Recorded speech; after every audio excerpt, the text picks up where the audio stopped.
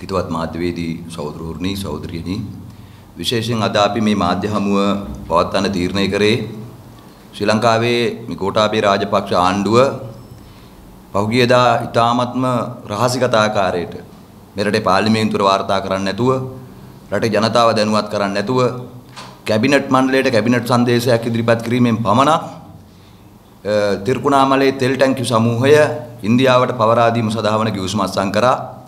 මේ ගිවිසුම නිසා රටට ජනතාවට ඒ වගේම රටේ අනාගතයට වෙන බලපෑම් පිළිබඳව කරුණු දැනුවත් කරන්න තමයි අද අපි මේ මාධ්‍ය සාකච්ඡාව පවත්වන්නේ. විශේෂයෙන් අපි දන්නවා අක්කර 850ක හෙක්ටයාර 345ක දැවැන්ත තෙල් ටැංකි සංකීර්ණයක් තමයි දැන් මේ ඉන්දියාවට නතු කර දෙන්න යන්න කටයුතු කරන්නේ.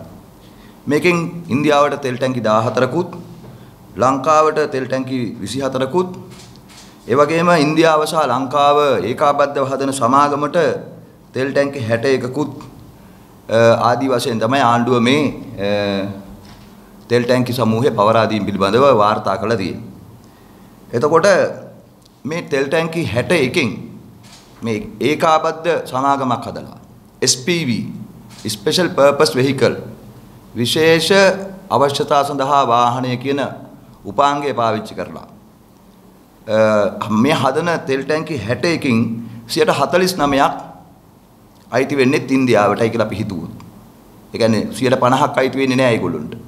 එහෙමයි ඒක කියන්නේ. හදලා තියෙන සමාගමේ අයිතිය 49%ක් ඉන්දියාවට කියලා හිතුවත් තෙල් ටැංකි 30ක් ඉන්දියාවට. එතකොට ඉන්දියාවට කලින් දෙන තියෙන 14යි මේ තෙල් ටැංකි 30යි ඉන්දියාවට යනවා. ඒක තෙල් ටැංකි 44ක්. 44ක් යනවා. අපි විශ්වාස කරනවා ඉදිරියේදී අනිත් තෙල් ටැංකි ටික හදා ගන්නත් මේ ඩොලර් අර්බුදයේ ඉස්සරහ අපිට ඩොලර් නැති නිසා බදු පදනමින් හෝ ඉන්දියාවේ තුරු ටැංකි ටිකක් ගන්නවා. ඒතර මෙන්න මේ තෙල් ටැංකි ඉන්දියාවට ලබා දීමේ මේ ආකාරයේ කටයුත්තේ මේ ගිවිසුම ඔවුන් අත්සන් කළා තියෙන්නේ 2072 දක්වා. ඒ කියන්නේ එතකොටම ආණ්ඩුව කියනවා අනිත් පැත්තෙන් අපි හදිස්සියේ මේ ගිවිසුම අත්සන් කරලා මේ කටයුත්තට බැස්සේ 2050 වෙනකොට මේ පොසිල ඉන්ධන පාවිච්චි කිරීම අවසන් වෙනවා. ඒ පොසිල ඉන්ධන පාවිච්චි කිරීම අවසන් වෙන නිසා ලෝකේ අපි කල්පනා කරා මේ කැලේට යට වෙලා තියෙන තෙල් ටැංකි ටික ඉක්මනට ප්‍රයෝජනෙට ගන්න. ඔක තමයි ආණ්ඩුවේ තර්කය. ආණ්ඩුව මේ අහිමි වෙලා යන දෙයක් රටට නැවත කැඳවගත්ත හා සමාන වටිනාකමක් රටට පෙන්වන්න හදන්නේ ඒක නිසා. ප්‍රශ්නේ තියෙන්නේ එහෙනම් 2050 නම් පොසිල ඉන්ධන අවසන් වෙන්නේ ඇයි 2072 වෙනකම් මේ ගිවිසුම අත්සන් කරන්නේ? අවුරුදු 50කට මේ ගිවිසුම අත්සන් කරේ මොකටද?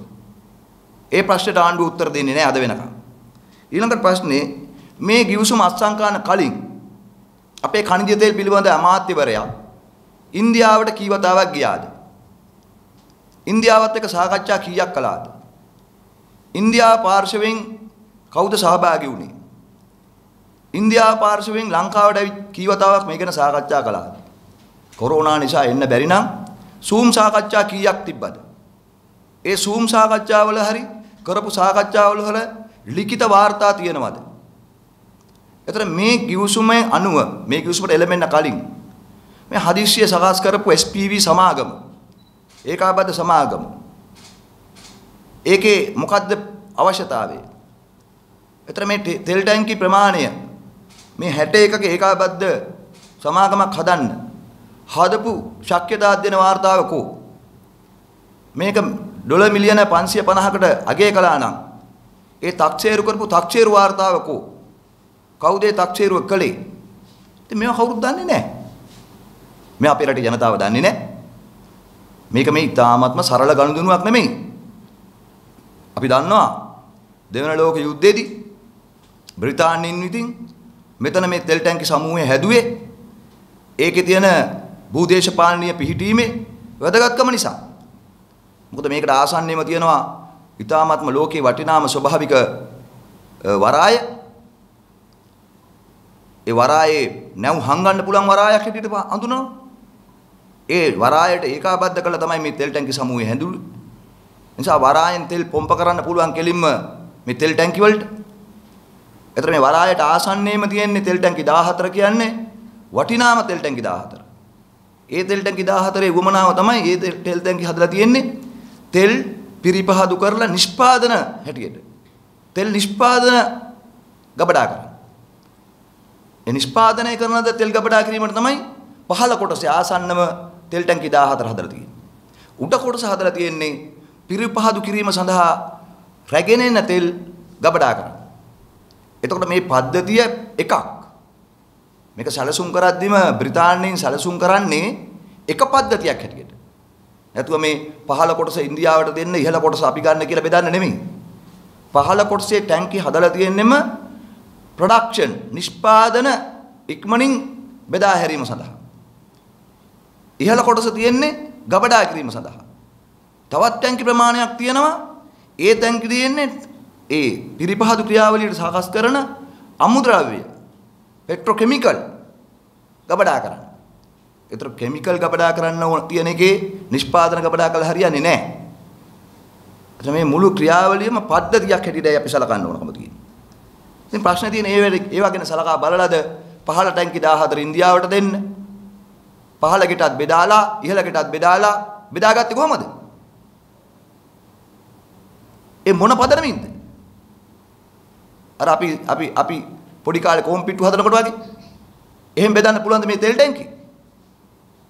ශක්්‍යතා අධ්‍යයනයක් නැහැ. තාක්ෂණික ඇගීම් වාර්තාවක් නැහැ. කරපු සාකච්ඡාවක වාර්තා නැහැ. පාර්ලිමේන්තුව දන්නේ නැහැ.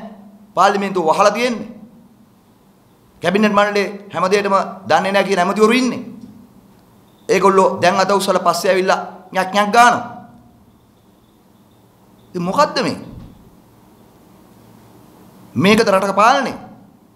ඉතින් හරි පැහැදිලිව අපි විශ්වාස කරනවා අද මේක හදලා තියෙන්නේ එහෙම් පිළිම්ම බරපතල විදියට ඉන්දියාව ඉස්සරහා දන ගහලා අපට මතක් වෙන්නේ 1987 ජූලි 29 වෙනිදා බලෙන් පරිප්පු දාලා ජයවර්ධන මහත්තයාගේ අතම්බරලා අපකීර්තිමත් ඉන්දු ලංකාවේ විශ්වාසම් කරලා 1,50,000ක් විතර ඉන්දියා හමුදාව ලංකාවට ගොඩ බැහැපු ඉතිහාසෙ ලංකාවේ හමුදාව හිටියේ 70000යි ඒ වගේ දෙගුණයක හමුදාවක් ලංකාවට ගොඩ බැස්සුවා. එදා ඊට පස්සේ ජේන් ඩික්සිට් ඉන්දියාවේ මහ කොමසාරිස් වරයා හිටපු මහ කොමසාරිස් වරයා විශ්‍රාම ගිහිල්ලා ලියපු කොළඹ ඇසයින්මන්ට් කියන පොතේ කොළඹ භූමිකාව කියන පොතේ ඒ අපකීර්තිමත් ඉතිහාසයේ සටහන් කරලා තියෙනවා. දැන් අපි ආයෙ පාරක් කියවන්න සිද්ධ වෙනවා කොළඹ භූමිකාවේ රාජපක්ෂ යුගයේ කතාව. එදා ජේ.ආර්. ජයවර්ධන යුගයේ කතාව වගේම තමයි අද වර්තමාන රාජපක්ෂ යුගයේ කතාවත්. එදා ජේ.එන්. ඩික්සිට් කියපු කතාව තව අවුරුදු ගානකින් තව කවුරු හරි කෙනෙක් ලියයි. නමුත් ඒ වෙනකොට අපිට තෙල් ටැංකි ටික අපේ රටට අහිමි වෙලා තියෙන්නේ. ඒ සඳහා යන ගමන තමයි මේ අද ගමන් කරමින් ඉන්නේ. විශේෂයෙන්ම ඔබට මතක් කරන්න ඕන මේ තෙල් ටැංකි කතාව කියනකොට ඉන්දියාව ලෝකේ තෙල් වල බරපතල ආධිපත්‍යයක් දරනවා. ඉන්දියාවේ ප්‍රධාන සමාගම් ගණනාවක් තියෙනවා. ඒ සමාගම් ලැයිස්තුගත කරද්දී 2022 ප්‍රධාන සමාගම් වර්ග කිහිපයක් තියෙනවා. එයින් එක සමාගම් වර්ගයක් තමයි මහා රත්න සමාගම්. අනිත් සමාගම් වර්ගය තමයි නව රත්න සමාගම්. අනිත් වර්ගය තමයි මිනි රත්න සමාගම්. ඉන්දියාවේ ගත්තොත් මේ මහා රත්න සමාගම් තියෙන 10ක්. ඒ 10 මේ ලැයිස්තුවේ තියෙනවා. ඒ 10 ඔබට පේනවා ಭಾರತ್ ಹೆವಿ ඉලෙක්ට්‍රිකල් ලිමිටඩ් 1964 ඒක දැන් තියෙන්නේ 5 වෙනි ස්ථානයේ. පළවෙනියට තියෙන්නේ දැන් ඒ සමාගම ලැයිස්තුගත කරාම පළවෙනි සමාගම. දෙවෙනි සමාගම Bharat petroleum corporation. 3 coal India limited. 4 GAIL India limited. Hindustan petroleum corporation limited. Indian oil corporation limited. National thermal power company limited. Oil and natural gas corporation limited. Power grid corporation of India limited. Steel authority of India limited. මේ 10න් 9ක්ම මේ අවසාන යකඩ පිළිබඳ ආයතන ඇරෙන්න අනිත් 9ක්ම තියෙන්නේ ඛනිජ තේල් සම්බන්ධ ආයතන.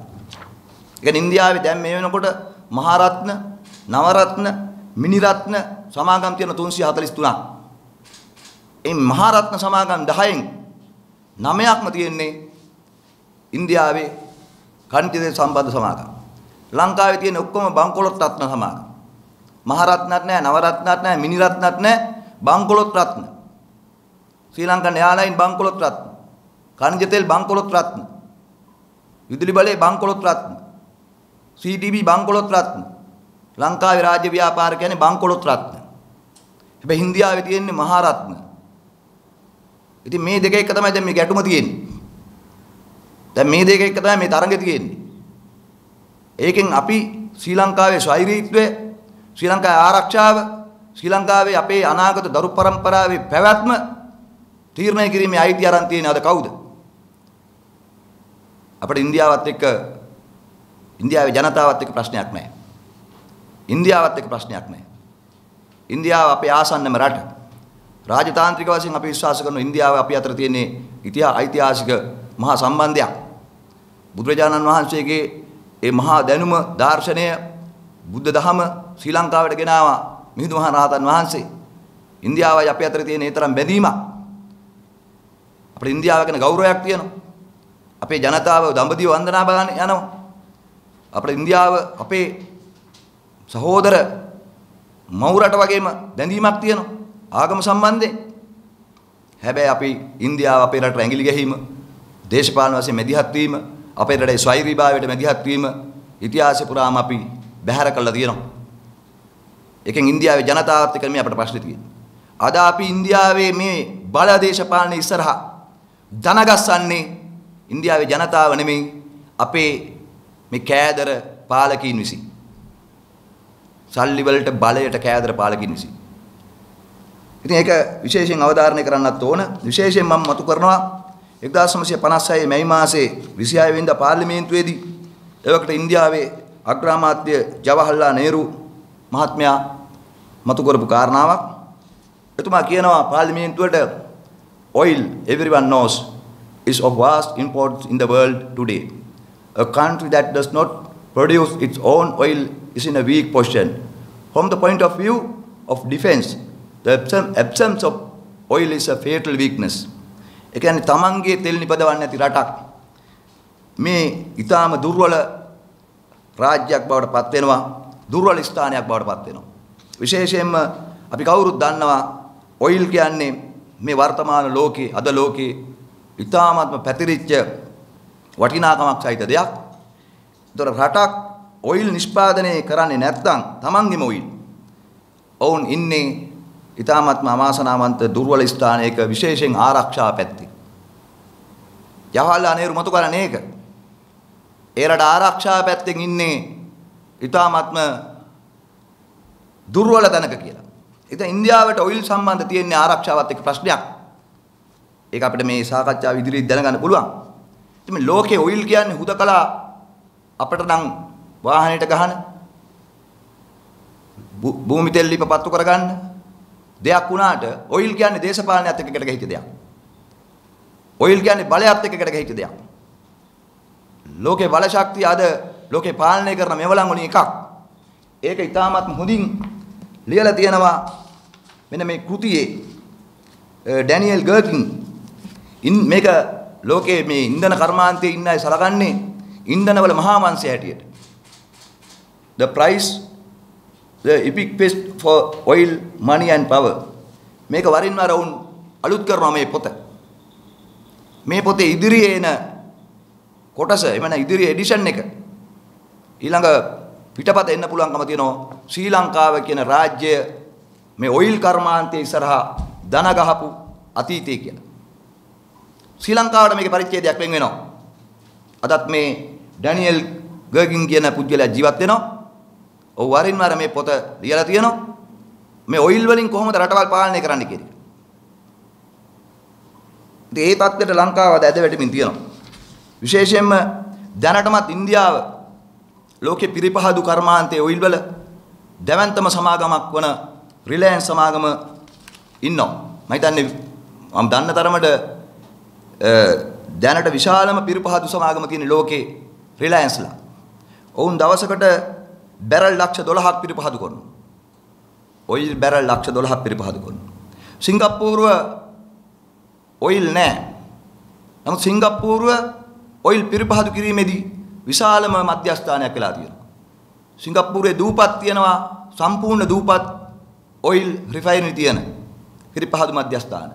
විශේෂයෙන් ජුවගන් කියන දූපත, ජුගොන් කියන දූපත සිංගප්පූරුව ලක්ෂ 12ක් ලක්ෂ 6ක් දවසකට පිරිපහදු කරනවා. ෂෙල් කම්පැනි ලක්ෂ 5ක් ඔයිල් පිරිපහදු කරනවා. බුකනරි කියන දූපත ඒත් සම්පූර්ණ එක්සෝන් මොබයිල් කියන ඔයිල් කම්පැනියේ පිරිපහදු මධ්‍යස්ථානය සිංගප්පූරුවේ. ෂෙල් කම්පැනියට තියෙන්නේ මුළු ෂෙල් කියන ඔයිල් කම්පැනි අපි කවුරුත් දන්නවා. ෂෙල් කම්පැනියට තියෙන්නේ මුරු පිරිපහදු කටයුතු සඳහා හෙක්ටයාර 145යි. එතකොට ලංකාවේ මේ තිරිකුණාමලේ තෙල් ටැංකි පද්ධතියක් සහිතව තියෙනවා හෙක්ටයාර 345ක්. ඉතින් ලෝකේ විශාලම ඔයිල් සමාගමක් වෙන ෂෙල් සමාගමට තියෙන්නේ හෙක්ටයාර 145යි. හැබැයි අද අපි මේ දෝත පුදලා දෙන්න යනවා හෙක්ටයාර 345ක්. ලංකාවේ තිරිකුණාමලේ අපට තියෙන එකක් මේක. අපේ දෙයක් මේක. ඒක අනුන්ගේ දෙයක් නෙමෙයි. විශේෂයෙන්ම අපි දන්නවා තිරිකුණාමලේ කියන්නේ ආර්ථික මර්මස්ථානයක්. LTT සංවිධානය වෙනම රාජ්‍යයක් නිර්මාණය කිරීමේදී ඔවුන්ගේ සලස්ම තිබුණා තිරිකුණාමලේ ඔවුන්ගේ ප්‍රධාන අගනගරයක් බවට පත් කරන්න. ඒකට ප්‍රධාන උවමනාව තිබුණේ ස්වභාවික වරායක් තියෙනවා. පුල්මුඩේ ඛනිජ වල නිධිය තියෙනවා. විශාල ආර්ථික සම්පත් තියෙනවා.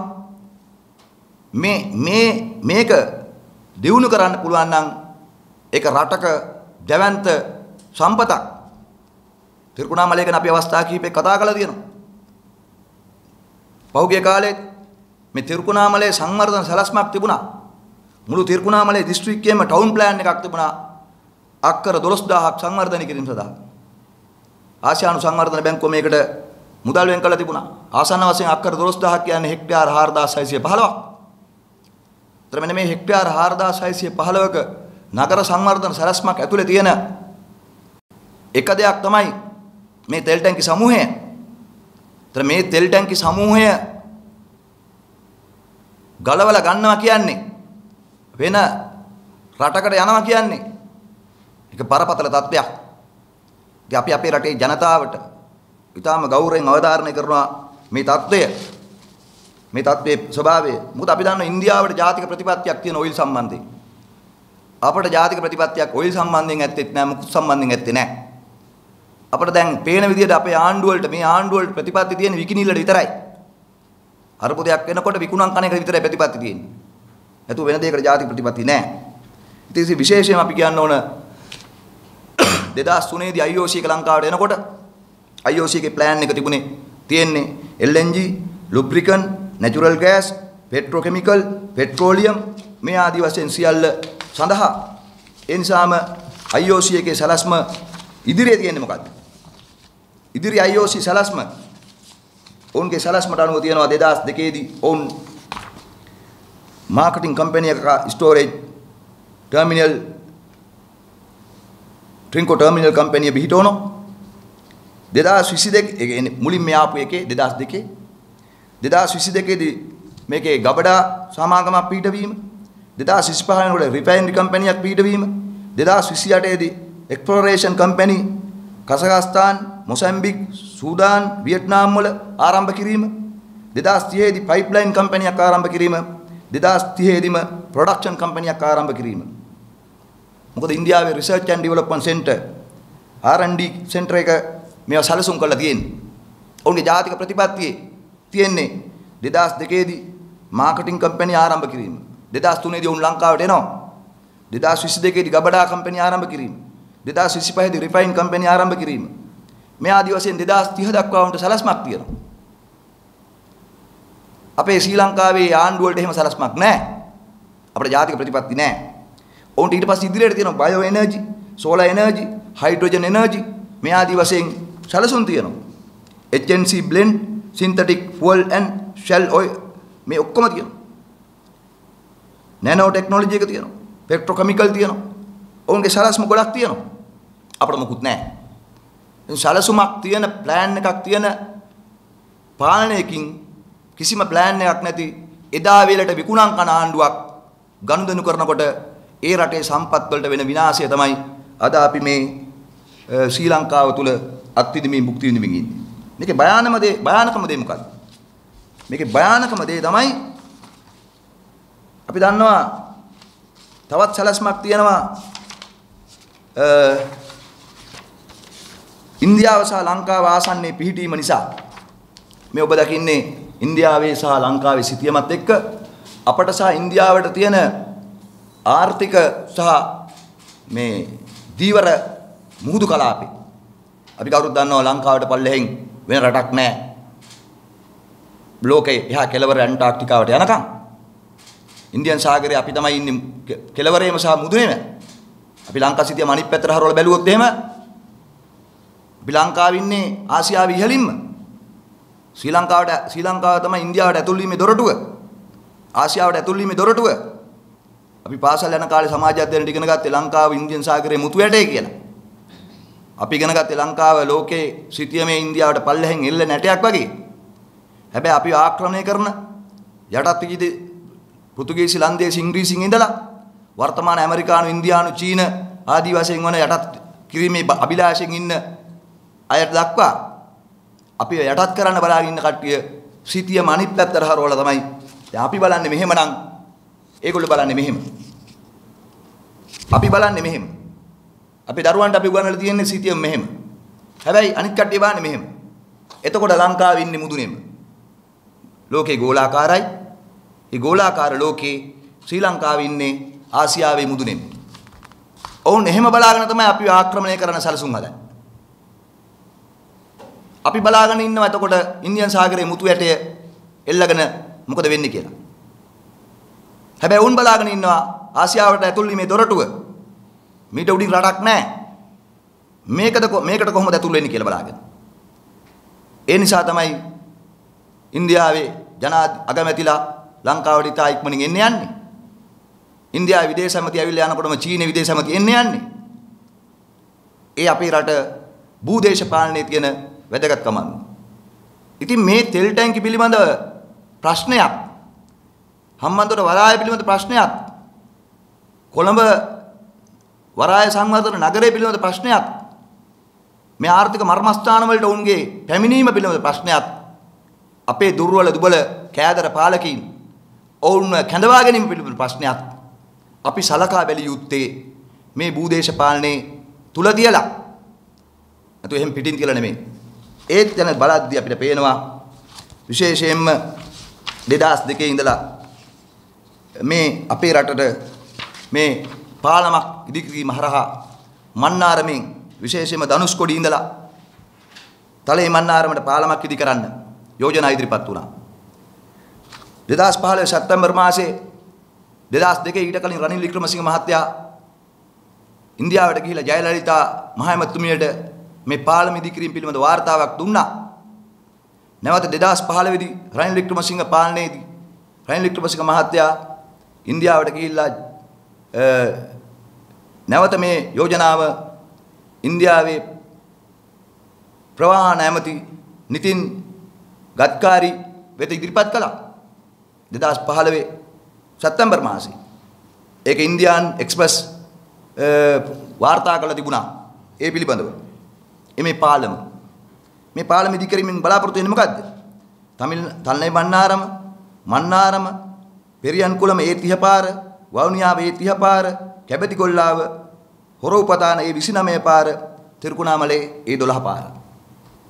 තලේ මන්නාරමේ ඉඳලා තිරුකුණාමලේට ඉතාමත්ම ළඟ මාර්ගයක්.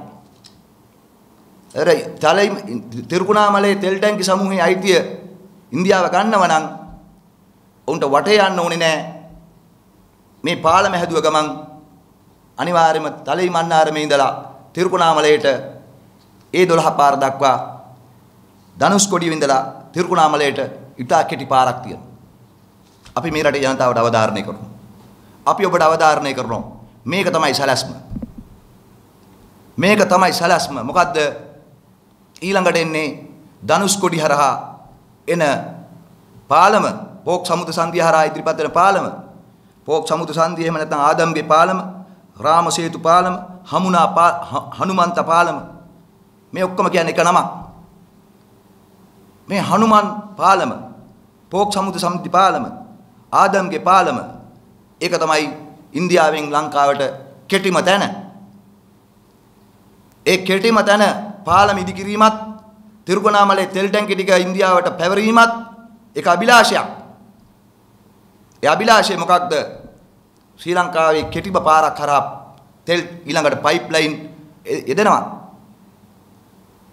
ඒ පයිප්ලයින් හරහා තමයි තෙල් එන්නේ. ඒ පයිප්ලයින් හරහා එන තෙල් තමයි අපේ රටේ ස්වෛරීත්වය ආරක්ෂාව පිළිබඳ ප්‍රශ්නේ තීරණය කරන්නේ. මේක අතිශය බරපතලයි. විශේෂයෙන් මේ බරපතල ප්‍රශ්නය අපි අවධාරණය කරනවා අපේ රටේ මහානායක ස්වාමින් වහන්සේලාට, ආගමික නායකයින්ට, සිවිල් සංවිධානවලට මේ පිළිබඳ සිහි බුද්ධියෙන් ඉන්න සියලු දෙනාට මේකට මැදිහත් වෙන්න කියලා. ආණ්ඩුවේ තර්කය තමයි ඩොලර් නැති නිසා, වෙන කරන්න දෙයක් නැති නිසා, ණය බේරන්න බැරි නිසා, අපිට ඩොලර් ඕන නිසා විකුණන්න සිද්ධ වෙලා තියෙනවා කියලා. එහෙම කියලා සාධාරණීකරණයක් කරන්න හදනවා රටේ ජනතාව ඉස්සරහා. ඒකයි අපි මුලින්ම ආවේ මේක පිළිබඳව කවුද දන්නේ? ශ්‍රී ලංකාවේ පාර්ලිමේන්තුව වහලා තියෙන්නේ මේකට. ඒ වහලා තියෙන වෙලාවේ තමයි මේ සියල්ල සිද්ධ වෙන්නේ. මේක අතිශය බරපතල තත්ත්වයක්. ඊළඟට මේ ගනුදෙනුව මේකත් වැදගත්. දැන් අපි දැක්ක මීට කලින් ගනුදෙනුව වල පිටිපස්සේ හිටපු කට්ටියක් ඉන්නවා. දැන් මේ ගනුදෙනුව පිටිපස්සේ කවුද ඉන්නේ? තෙරුකෝනාමලේ තෙල් ටැංකි ගනුදෙනුව පිටිපස්සේ කවුද ඉන්නේ? අපි මීට කලින් දැක්කා රෑ 12යි 6ට අස්සම් කරපු කෙරවල පිටිය යුද දනවි ගනුදෙනුව පිටිපස්සේ හිටපු කට්ටිය පස්සේ තමයි අනාවරණය වෙන්නේ. විදුලි බල අමාත්‍යාංශ ලේකම් ෆර්ඩිනැන්ඩස් එයා තෙල් සංස්ථාවේ සභාපති වෙලා ඊට පස්සේ හිටපු සභාපති අයින් කරලා ඊට පස්සේ විදුලි බල මණ්ඩලයේ සභාපති අයින් කරලා එයා විදුලි බල මණ්ඩලයේ සභාපති වෙලා හිටපු ඇමතිවරු අයින් කරලා පපට් ඇමතිලා දාගෙන ඒ වැඩේ කරා. කෙරවල පිටියේ ගිවිසුම අස්සම් කරේ. දැන් මේ තෙල් ටැංකි ගනුදෙනුවේ කවුද ඉන්නේ? ඔබ අපි කවුරුත් දන්නවා ශ්‍රී ලංකාවේ තියෙනවා අධිකාරියක්. කලින් ලේකම් කාර්යාලයක් තිබුණා PRDS කියලා. PRDS කියන්නේ Petroleum Resources Development Secretariat. ඛනිජ සම්පත් සංවර්ධන ලේකම් කාර්යාලය. පස්සේ මේ ලේකම් කාර්යාලය ඛනිජ සම්පත් සංවර්ධන අධිකාරිය බවට පත් වුණා. දැන් මේ ගනුදෙනු මේ ක්‍රියාවලිය අපේ රටේ ඛනිජ සම්පත් පිළිබඳ සංවර්ධනයක් කරනවා නම් මෙන්න මේ PRDA ඛනිජ සම්පත් සංවර්ධන අධිකාරිය මැදිහත් වෙන්න ඕන. දැන් මේ අධිකාරියේ කවුද ප්‍රධානියා? දැන් මේ අධිකාරියේ හිටපු ප්‍රධානියා තමයි ශාලිය වික්‍රමසූරිය. ශාලිය වික්‍රමසූරිය කියන්නේ දැන් ශාලිය වික්‍රමසූරිය කියලා කියන්නේ කාල්ටන් නිවාසයේ අයිතිකරු. එයා කලින් හිරේ ගියා. ඊට පස්සේ එළියට ආවා. දැනට මෙන්න මේ PRDA එකේ ඔහු ඉන්නවා. ඔහු කන්ජිත අමාත්‍යවරයාගේ උපදේශකවරයෙක් හැටියටත් ඒ වගේම අධ්‍යක්ෂ මණ්ඩලෙත් ඉන්නවා PRDA එකේ. එතකොට අපි දැන් අහනවා මෙරට ජනතාවගෙන් සහ මාධ්‍යයෙන් මේ ශාලිය වික්‍රමසූරියගේ කාර්යභාරය හොයලා බලන්න. මේ ගනුදෙනුවේදී. මෙරට ජනතාවගේ වගකීමක් ඒක. මේ ශාලිය වික්‍රමසූරිය කවුද? ඔහු මේ ඛනිජ තෙල් ක්‍රියාවලියත් එක්ක තියෙන සම්බන්ධය මොකක්ද? ඊළඟට තව පුද්ගලෙක් ඉන්නවා. එයා එංගලන්තේ ඉඳලා ආවේ. එයා දැන් මේ අධිකාරියේ අධ්‍යක්ෂ ජෙනරාල් එයා ඕවිටිගම මම දන්නේ එච්චරයි. එයා හැබැයි අපි දන්නවා එංගලන්තයේ වැඩ කරා ඇබර්ඩීන් වල. ඇබර්ඩීන් කියලා කියන්නේ මේ ඛනිජ තෙල් කර්මාන්තයේ ප්‍රධාන මර්මස්ථානේ මූලස්ථානේ. ලෝකේ ඛනිජ තෙල් වල මූලස්ථානේ වගේ තියෙන ඇබර්ඩීන්. ඇබර්ඩීන් වල වැඩ කළ මේ පුජ්‍යලයා පස්සේ වියට්නාමෙත් ওই ඛනිජ තෙල් සම්බන්ධ වැඩ කරලා වියත්මකට සම්බන්ධ වුණා. අපේ රටේ තියෙන වියත්මක ඒකේ හුඟක් ඉන්න කට්ටිය තමයි මේ ආණ්ඩුවේ ඔය මේ වගේ තනතුරු වලට සම්බන්ධ වුණේ. මෙයා බ්‍රිතාන්‍ය පුරවැසියෙක්. මෙයාට බ්‍රිතාන්‍ය පුරවැසි භාවය තියෙනවා. දැන් ඔහු ලංකාවට ඇවිල්ලා ඉන්නවා. ඔහු මේ ඛනිජ තෙල් සම්පත් සංවර්ධන අධිකාරියේ අධ්‍යක්ෂ ජෙනරාල්. දැන් මේ රටේ මාධ්‍යෙන් ඉල්ලා හිටනවා සමාජ ජාල ක්‍රියාකාරකින් ඉල්ලා හිටනවා මෙන්න මේ ශාලිය වික්‍රමසූරිය ගැනත් ඕවිටිගම ගැනත් හොයලා බලන්න. ඔවුන් මේ ගනුදෙනුවේදී මේ ක්‍රියාවලියේදී ඔවුන් කරන ලද කාර්යභාරය ගැන හොයලා බලන්න. ඔවුන් මේ ගනුදෙනුවේ කොතනද ඉන්නේ කියලා හොයලා බලන්න. මොකද මේවා මෙහෙම කියන්න සිද්ධ වෙන්නේ මේ රහසිගත පුජ්‍යලයෝ ජනවරමක් නැති අය. ඡන්ද නැති අය. මහ ජනතාව ඡන්දේ දීපු නැති අය. ජනතාවගෙන් ඡන්දයක් ගත්තේ නැති අය. හැබැයි මේගොල්ලෝ තමයි මේ ගනුදෙනු වල ලොකු කාර්යභාරයක් කරන්නේ. ඔවුන්ගෙන් තමයි අවසානයේ අපේ රටේ අනාගතය තීරණය කිරීම තීන්දුව වෙන්නේ. අපි දන්නවා මීට වඩා තව ගනුදෙනු තියෙනවා. රාජපක්ෂ පවුලේ ඉන්දියාවේ වෙන ඥාතිත්වයන් තියෙනවා. ඒවා පැත්තකින් තිබ්බත් ඍජුව මේ තෙල් ක්‍රියාවලියට සම්බන්ධ පුජ්‍යල දෙන්නෙක් තමයි ශාලිය වික්‍රමසූරිය සහ ඕවිඩ්ගම කියන්නේ. ඔවුන්ගේ කාර්යභාරයකුත් මේ පිළිබඳව තියෙනවා. ඊළඟට දැන් මේ රටට හංගලා ගහපු ගැහිල්ල මේ ගිවිසුම සාධාරණීකරණය කරන්න පහුගිය දවසේ අපි දැක්කා පත්තරයක මේ ගිවිසුම අත්සන් කිරීම පිළිබඳව බලශක්ති අමාත්‍යාංශයයි කංජතෙල් සංස්ථාවයි ඒක දාලා තිබුණා සම්පූර්ණ පිටුවක් පිරෙන්න මේ දැන්වීමක්. පිටුවක් පිරෙන්න දැන්වීමක් දාලා තියෙනවා. මේ දැන්වීමේ තියෙන්නේ 1920 දශකයේදී ඉංග්‍රීසි නිදිකල 87 ඉන්දු ලංකා හවුල් ව්‍යාපාර විඟු 2003 ටැංකි 99 ඉන්දියාවට බදුන් 2017 දී ටැංකි 99 වසර 99කට ඉන්දියාවට බදු වීමට එකඟ වුණු තිරුකුණාමලේ තෙල් ටැංකි යලි රටට කියලා. යලි රටට ගෙනාවේ නෑ මේක. මොකද මේ ඉන්දියාවෙන් ගලවගෙන ගිහිල්ලා ඉන්දියාවේ තියෙද්දි ආයි මෙහෙට ගලවගෙන ආව නෙමෙයි. මේ යලි රට නෑ මේ රටේම තමයි තියෙන්නේ. මේ රටේම තියෙන තෙල් ටැංකි මේ. ඒවා විකිණීමට ආයේ අවුරුදු 50කට 2072 වෙනකන් ලෝකේ පොසිල ඉන්ධන නැති වුණත් තියාගන්න පුළුවන් විදියට ගිවිසුම් අත්සන් කරලා පුදලා දෙන්න යන්නේ. මේක අපූර්ව පින්තූරයක් තියෙනවා කෙනෙකුට හිතා ගන්න පුළුවන් මේ තියෙන්නේ ජාතික කොඩිය හිටවනවා කියලා. හැබැයි මේ තියෙන ගම්මන්පිල ජාතික කොඩිය ගලවනවා. මේ තියෙන ජාතික කොඩිය හිටවනවා නෙමෙයි. මේ තියෙන්නේ ශ්‍රී ලංකාවේ ජාතික කොඩිය ගම්මන්පිල ගලවනවා. දැන් ඔබට තේරෙනවා මේ මුළු ක්‍රියාවලිය හරියට අධ්‍යයනය කරොත් තේරෙන්නේ ශ්‍රී ලංකාවේ ජාතික කොඩිය තිරුකුණාමලෙන් ගලවන්න තමයි මේ හදන්නේ. හැබැයි පෙන්වන්නේ හිටවනවා කියලා. ජාතික කොඩිය ඔසවනවා කියලා පෙන්නලා ගලවන වැඩක් මේ යන්නේ. මේකට විරුද්ධ වෙන්නේ. සෑම පුරවැසියෙකුටම තියෙන අයිතියක්. අපිට ගෑස් සිලින්ඩරේ ප්‍රශ්නේ තියෙනවා. ගෙදර ගෑස් සිලින්ඩරේ පිපිරෙයිද යද්ද කියලා බයෙ ඉන්නේ. අපට අද වේලක් කෑවොත් ඊළඟ වේල කන්නේ කොහොමද කියලා ප්‍රශ්නයක් තියෙනවා. දරුවන්ට පොත් ටික ගන්නේ කොහොමද කියලා ප්‍රශ්නයක් තියෙනවා. ගොවියන්ට වගා කරන්නේ කොහොමද කියලා ප්‍රශ්නයක් තියෙනවා. දීවරයන්ට මූද යන්නේ කොහොමද කියලා ප්‍රශ්නයක් තියෙනවා. සාමාන්‍ය ව්‍යාපාරිකින්ට සුළු හා මධ්‍ය පරිමාණ කර්මාන්තකරුවන්ට අමුද්‍රව්‍ය නැතිකමේ ප්‍රශ්නයක් තියෙනවා. පෞද්ගලික අංශයට ඩොලර් නැති ප්‍රශ්නයක් තියෙනවා. භාණ්ඩ ගෙන්නන්න බැරි ප්‍රශ්නයක් තියෙනවා. භාණ්ඩ විකිණෙන්න නැති ප්‍රශ්නයක් තියෙනවා. එළවලු කන්න බොන්න නැති ප්‍රශ්නයක් තියෙනවා. හැබැයි ඒ ඔක්කොම කරන්න අපිට රටක් තියෙන්න ඕන. මේ රටක් තිබුණොත් තමයි ඔක්කොම කරන්න පුළුවන් වෙන්නේ.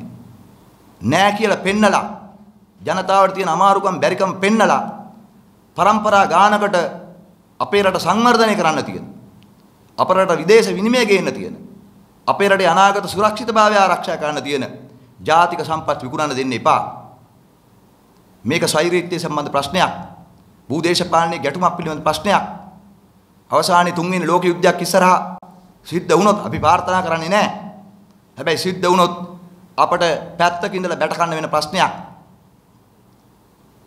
ඒ භූදේශපාලනයේ ආසියාවේ අභිමානයක් ඇතුව ජීවත් වෙන්න ඕන රටක් නිර්වත් කරලා වනසල දාන්න හදන මේ අවස්ථාව තීරණාත්මක ලෙස පරාජය කළ යුතුයි. තීරණාත්මක ලෙස පරාජය කළ යුතුයි. ඉතින් අපි ආයෙ පාරක් ගෞරවයෙන් නමස්කාර කළා ඉල්ලා හිටනෝ අපේ රටේ මහා සංඝරත්නයෙන් විශේෂයෙන් මහානායක ස්වාමීන් වහන්සේලා ඇතුළු මහා සංඝරත්නයෙන් ඒ වගේම කතෝලික පියතුමන්ලාගෙන් ක්‍රිස්තියානි පියතුමන්ලාගෙන් ඒ ආගමික නායකින්ගෙන් ඉස්ලාම් හින්දු අනිකුත් සියලුම ආගමික නායකින්ගෙන් ඒ වගේම මෙරට ආදරය කරන දේශප්‍රේමී මිනිසුන්ගෙන් මෙට මැදිහත් වෙන්න. මේ අවස්ථාව ඉස්සරහට යන්න දෙන්න එපා. මේක තෙල් සංස්ථාවේ වෘත්තීය සමිතිවල ප්‍රශ්නයක් නෙමෙයි. මේක විදුලි බල මණ්ඩලයේ වෘත්තීය සමිතිවල ප්‍රශ්නයක් නෙමෙයි. මේක දේශපාලන පක්ෂ හැටියට අපේ ප්‍රශ්නයක් විතරක් නෙමෙයි. මේක සමස්ත ජනතාවගේ ප්‍රශ්නයක්. මේ රට දිහා ආදරෙන් බලා ඉන්න. මේ රට යලි සකස් කරලා ගොඩනගලා මේ ණයබරින් ගලවගෙන අපේ රටේ ජනතාව දියුණු කරන්න, අපේ රට දියුණු කරන්න ඒ සඳහා බලාපොරොත්තු දැස් දල්වගෙන ඉන්න අද පාසල් යන අපේ දරුවන්ගේ ප්‍රශ්නයක්. අප අද ඉගෙන ගන්න උගන්වන්න මහන්සි වෙන දරුවන්ගේ ප්‍රශ්නයක්. විදේශගත වෙලා ඉන්න ශ්‍රී ලාංකිකයින් කවදා හරි දවසේ ලංකාවට තමන්ගේ දරුවොත් එක්ක එන්න බලාගෙන ඉන්නවා නම් ඔවුන්ගේ ප්‍රශ්නයක් මේක. අන්න ඒක නිසා ඒ සියලු දෙනා වෙනුවෙන් මේ රට බේරා ගැනීමේ වමනාව තියෙන හැම දෙනා වෙනුවෙන් මේ මහා ආර්ථික සම්පත තිරුකුණාමලයේ තෙල් ටැංකි සමූහය ශ්‍රී ලංකාවෙන් උදුරා දාන්න ඉඩ නොතියන්න අපේ ජාතික කුඩිය ගලවන වගේ අපේ මාතෘ භූමියට අයිති මේ සම්පත ගලවා දාන්න ඉඩ නොතියන්නේ කියලා අපි මේ රට ආදරය කරන සියලු දෙනාගෙම ඉල්ලා සිටිනවා. ඉතින් මේ තෙල් ප්‍රශ්න ගැන කතා කරා. ඒත් අපි දකින්නද මාධ්‍ය වාර්තා කරන තාමත් මේ තෙල් පෝලිං තියෙනවා. කියන්නේ තෙල් ලංකාවේ වාහන වලට අඩු විදිහේ තෙල් මේ වෙනවා. ඇත්තට මේ තෙල් පෝලිං නෑ මේ තෙල් ටැංකි ටික හදාගත්තා නම්. තෙල් පෝලිං එන්නේ නෑ මේ තෙල් ටැංකි ටික හදාගෙන තිබ්බනම්. අපි දැක්ක පහුගිය දවස්වල ලෝකේ පුරා කොරෝනා අර්බුදය ආපු වෙලාවේ ලෝක වෙළඳ පොලේ තෙල් මිල ඉතාමත්ම පහළ වැටුණා. එතකොට දැනටත් ඛනිජ තෙල් සංස්ථාවේ ඉංජිනේරුවන් විසින් පාර්ලිමේන්තුවේ කෝප් කමිටුවේ නිර්දේශයක් අනුව පහුගිය දවස්වල පහුගිය කාලේ මම කෝප් කමිටුවේ සභාපතිවරයා හැටියට මේ පැන සාකච්ඡා කළා. තෙල් සංස්ථාවේ ඉංජිනේරුවන් විසින් වෘත්තීය සමිති මැදිහත් වෙලා මේ තෙල් ටැංකි ටික යලි ප්‍රතිසංවිධානය කිරීම සඳහා වාර්තාවක් හදලා තියෙනවා. ඉංජිනේරු වාර්තාවක් හදලා තියෙනවා. ඒකේ වුන් කියලා තියෙනවා ඩොලර් මිලියන 45ක් වගේ ගාණකින් මේ තෙල් ටැංකි යලි ප්‍රතිසංස්කරණය කරන්න පුළුවන් කියලා. ඒකට පළවෙනි අධීරයේ තෝරා ගන්න ඕන තෙල් ටැංකි ටික, දෙවෙනි අධීරයේ තෝරා ගන්න ඕන තෙල් ටැංකි ටික පෙන්නලා තියෙනවා. ඉතින් ඩොලර් නැත්තම් ඩොලර් 9ක් ගන්න ඕනේ ඒකට. මේ තෙල් ටැංකි ටික රිපෙයාර් කරන්න. ඒ රිපෙයාර් කරලා තෙල් ටැංකි ටික පුරවගත්තා නම් බොර තෙල් නෑ කියලා මේ පිරිපහදු වහන්න ඕන වෙන්නේ නැහැ. දැන් මේ ඉන්දියාවේ ප්ලෑන් එක තියෙන පිරිපහදුවක් එතන ගහන්න. එහෙනම් පිරිපහදුවක් අපිනේ හදන්න ඕන. එතකොට අපිට තෙල් ගහන්න ඕන වෙලාවට තෙල් ගහගෙන ලෝක වෙළඳ පොලේ තෙල් මිල වැඩි වෙනකොට වැඩි කරන්න ඕනේ නැහැ. අපට පුළුවන් මාළදිවෙන්ටත් තෙල් විකුණන්න. මාළදිවෙන්ටත් තෙල් විකුණන්න. අර මම ඔබට කලින් පෙන්නපු මේ පින්තූරේ හරි පැහැදිලිව තියෙනවා මේ අපට තියෙන අයිතියයි ඉන්දියාවට තියෙන අයිතියයි. බලන්න මේ පින්තූරේ මේ බෙන්ගාලේ ඉන්දියන් එක්ස්ක්ලූසිව් ඉකොනොමික් සෝන් එකක් මෙතන තියෙනවා. මෙතනත් ඉන්දියානු ආර්ථික කලාපයක් තියෙනවා. මේ පැත්තේ ඉන්දියානු ආර්ථික කලාපයක් තියෙනවා. ඒතකොට මෙතන මේ බෙන්ගාලේ මේ බේ ඔෆ් බෙන්ගෝල් කියන කොටස විතරයි ඒක නැත්තේ. මෙතන සිංගප්පූරු මේ කොටස. මේ තියෙන ඉන්දියාවට අයිති ආර්ථික කලාපේ. මේ තියෙන අපේ කලාපේ. ඒතර මේ අපේ කලාපේ අපට තෙල් සම්පත තියෙනවා. ගෑස් සම්පත තියෙනවා. මන්නාරමේ ගෑස් නිදි හොයාගෙන තියෙනවා.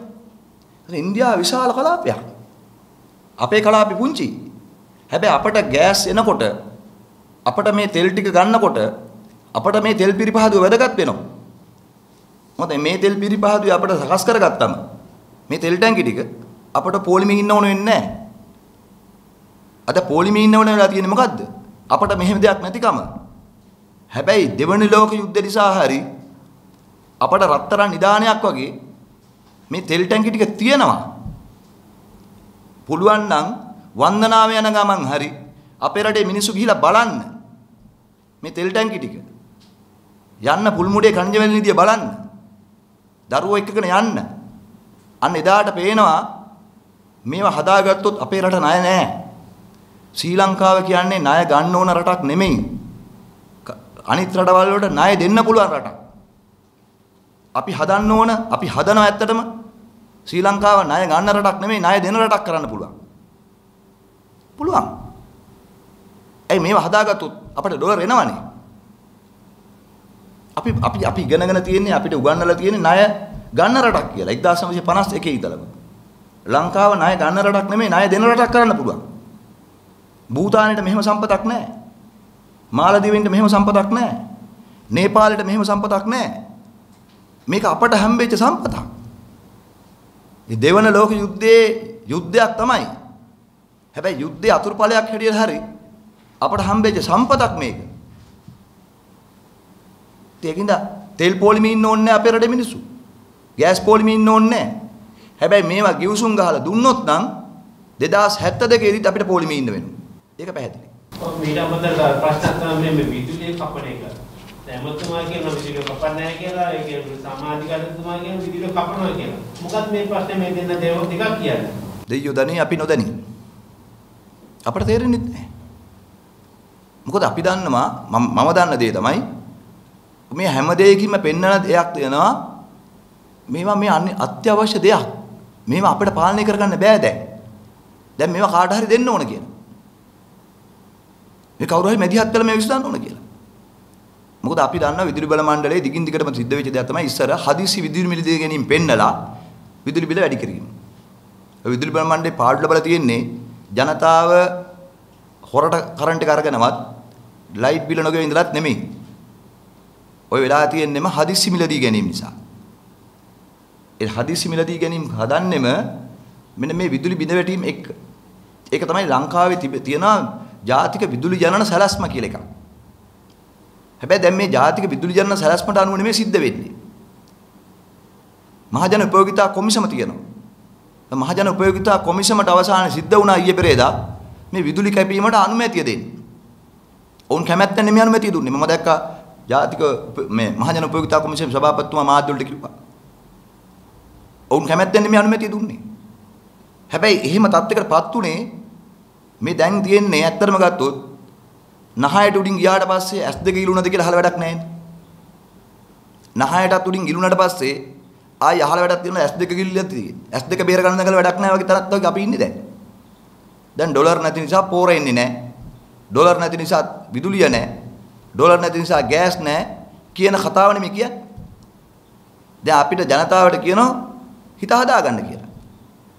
හැබැයි ප්‍රශ්නේ තියෙන්නේ මෙතනට වැටුනේ කොහොමද? ඉබේ වැටුණා නෙමෙයි මේ වැට්ටුවා. මේ ඩොලර් අර්බුදයට අපේ රට වට්ටලා තියෙන්නේ. අදටත් හැබැයි ওই ප්‍රශ්න අර රටේ මුදලි ජැපෙන රටේ සම්පත් මංකොල්ල කරන රටේ සල්ලි වලින් ජනතාවගේ බදු මුදල් වලින් සොරසැප විඳින ටික දෙනෙකුට නැහැ. ඒගොල්ලන්ට ඒ ප්‍රශ්න නැහැ. ඒගොල්ලන්ට මෙහි රයිට් කපලා වෙන රටක ගිහිල්ලා ඉන්නත් පුළුවන්. එහෙම කට්ටිය ඉන්නවනේ වන්ත අපේ රටේ. ටික දෙනෙක් හරි ඉන්නවා. ඉතින් ඒකින්ද දැන් රටේ ජනතාව අපි ඔක්කොම එකතු වෙලා මේ ප්‍රශ්න වලට එක උත්තරයක් හොයාගන්න ඕන. නැත්නම් ප්‍රශ්නේ උත්තර හොයලා ගිහලා හරියන්නේ නැහැ. රටේ ජනතාවගේ ප්‍රශ්න අමතක ගන්න අලුත් නාට්‍ය ප්‍රවෘත්තිවල වගේ අපිට දැනෙන්නේ. මල්ටිපල් සහ ආණ්ඩුවේ පක්ෂ සම්බන්ධ. එයා විවේචනය කරනවා එයා විවේචනය කරනවා කියලා. ඔබතුමා මොකද ඒ දකින්නේ? ඉතින් ජනතාවට බලන් හිටිය තමයි වෙලා තියෙන්නේ. අපිට ඒව ගැන එච්චර කියන්න අදහස් නැහැ. ඒගොල්ලෝගේ අර්බුදයේම ප්‍රකාශයටපත් වෙන විදිය නේද? අපි ඉතින් ඒ වගේ තියා නරබල මේවා ගැන අවධානය යොමු කරන්න ඕන. ඒවා හොඳයි අර අපි විනෝදෙට බලන නාට්‍ය වගේ මේවා හොඳයි ප්‍රවෘත්ති වගේ. වැදගත්නේ. ඒවා බලලා මේවා අධ්‍යයනය කරන්න ඕන. හරිනේ? අපි අවසන් කරමු.